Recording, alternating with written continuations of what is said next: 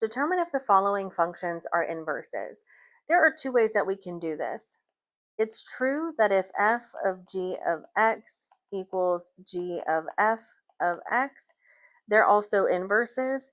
But the way that I like to do it is to find the inverse of this one and check to make sure that it's the second one. It's a lot easier that way. Y equals 4 minus 2x over 3. So we can go ahead and replace x and y first.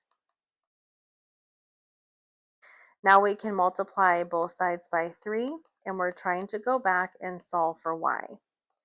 So 3x minus 4 equals negative 2y. So y equals negative 3 halves x plus 2.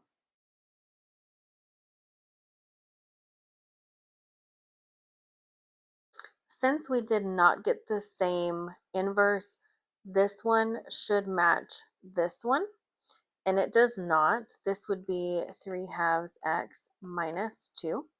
These do not match, so these are not inverses. Let's try it again on this one. We're going to replace s of x with y. We're going to switch x and y, and then go back and solve for y again.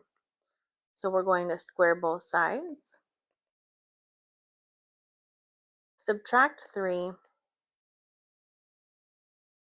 and then divide by 2. Once again, we have opposite signs here, so these are not inverses.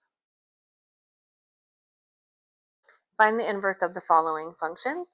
So for this one, we are going to do the same process. We're going to replace f of x with y, switch all of our x's to y's and our y to our x.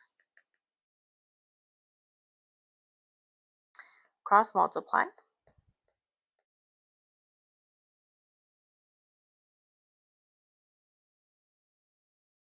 Now we can distribute.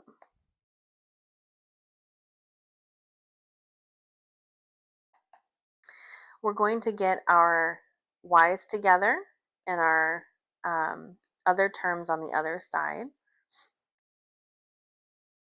So xy minus 2y equals 3 minus 2x. Now we can factor out a y here. Divide both sides by x minus 2 to get y equals 3 minus 2x over x minus 2. And then we have to change our y back into the inverse function here. Then that is our answer. Let's do this one. So we have y equals the cube root of 3x plus 4.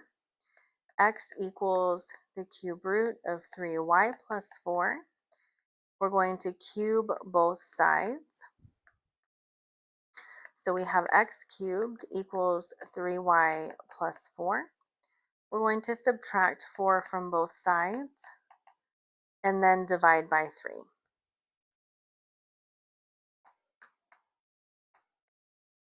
Then we need to change our y back into an f inverse x function, and that's our final answer.